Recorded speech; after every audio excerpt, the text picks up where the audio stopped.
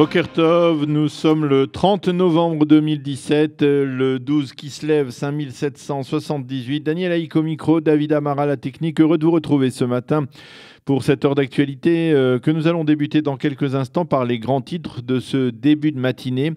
Vers 8h10, nous marquerons la journée annuelle de commémoration de l'expulsion des Juifs des pays arabes, une journée qui tombe aujourd'hui et qui sera marquée en particulier ce soir par un grand rassemblement au Palais de la Nation Binyané Haouma à Jérusalem. Notre l'invité de la rédaction sera ce matin Leva Nazamir, qui est la présidente de l'association Israël-Égypte et également la présidente des associations des Juifs d'origine égyptienne expulsés de leur pays. Elle nous expliquera la signification de cette journée importante dans le calendrier de l'État d'Israël.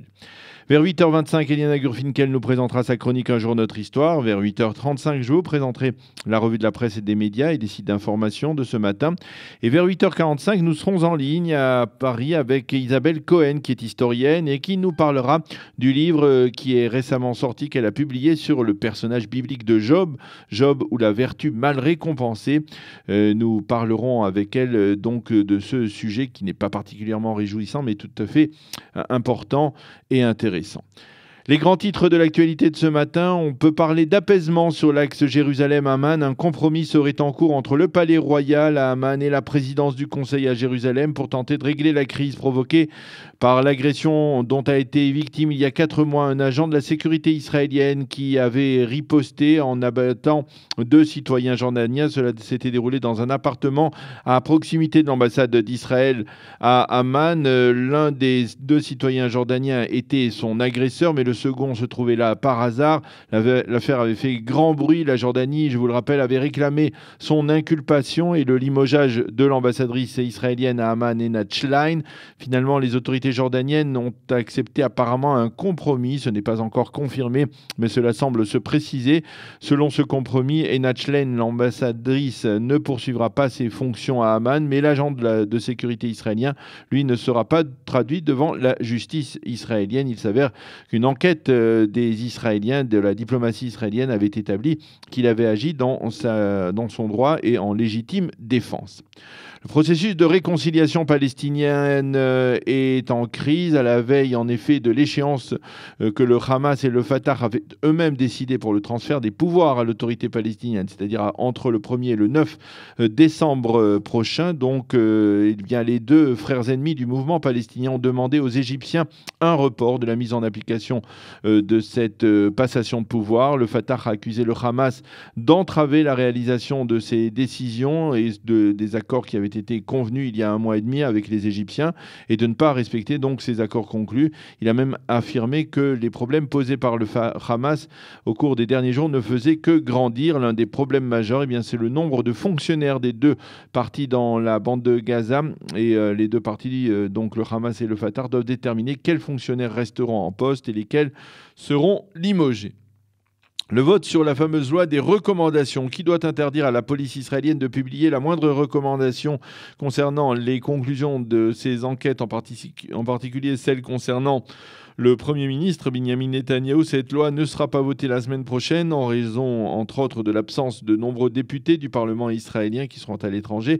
Mais il faudra attendre 2 semaines avant qu'elle ne soit soumise au vote des députés, ce qui pourrait faire le jeu de la police israélienne qui pourrait entre-temps peut-être parvenir à conclure l'enquête sur le dossier 1000, celui des cadeaux reçus par le Premier ministre de la part de ses amis milliardaires, et donc entre-temps publier tout de même ses conclusions publiques, conclusions qui pourraient être plutôt embarrassantes apparemment pour M. Netanyahou.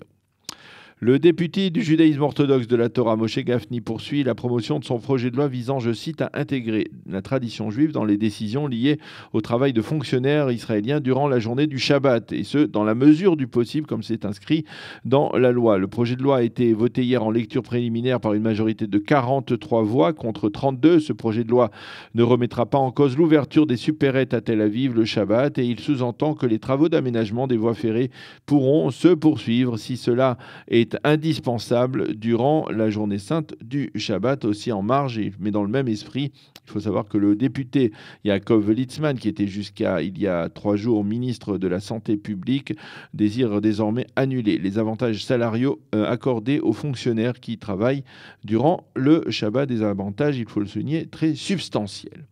Le député Ahmed Tibi, député de la liste arabe unifiée à la Knesset, a protesté hier contre les célébrations du 70e anniversaire du vote du plan de partage de la Palestine en 2 États, l'un juif, l'autre arabe.